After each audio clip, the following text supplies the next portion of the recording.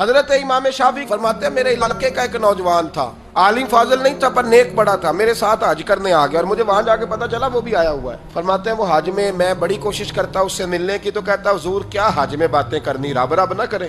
फरमाते हैं मौका ही ना देता, जवान था बड़ा परहेजगार। फरमाते हैं वो जब भी दुआ के लिए हाथ उठाता तो कहता या अल्लाह मुझे कब्र में भी नमाज की और कुरान की तौफीक देना। एक दिन ना वो हतीम के पास बैठ के कुरान पाक पढ़ रहा था, मैं 2-3 दफा गुजरा तो पढ़ ही रहा था। मैंने कहा आज काबू आ गया है।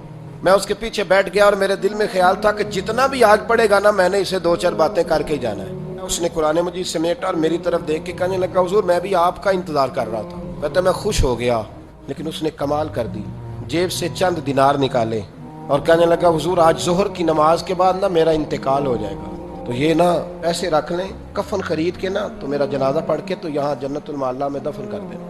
इमाम साहब कहते हैं मैं अगले लफ्ज कहने लगा था कि मुझ पे सख्ता आ गया। कहने लगा हुजूर मेहरबानी कर देंगे, आप मेरे इलाके के। मैं चुप कर गया।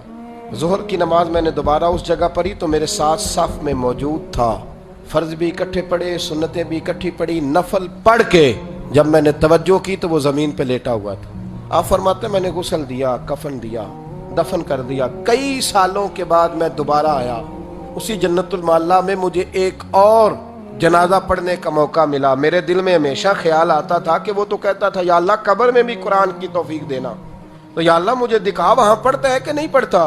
तो इमाम साहब फरमाते हैं वो मेरे दिल में बात थी, अल्लाह ने मौका दिया, मैं दोबारा जनाजे में गया तो जो कब्र खोदी गई वो उसकी कब्र के बिल्कुल साथ थी। अचानक मेरी नजर पड़ी तो कब्र की दीवार गिर गई। लोग परेशान हो गए, कहने लगे आप आलिम, अब आप बताएं क्या करना है। तो कहता मैंने झांक के जरा आगे देखा तो अंदर बैठ के कुरान पाक पढ़ रहा था। तो मेरी तरफ देख के कहने लगा अस्सलामु अलैकुम इमाम साहब, ये दीवार शिवार कोई नहीं गिरी, ये अल्लाह ने आपकी दुआ कबूल कर ली है।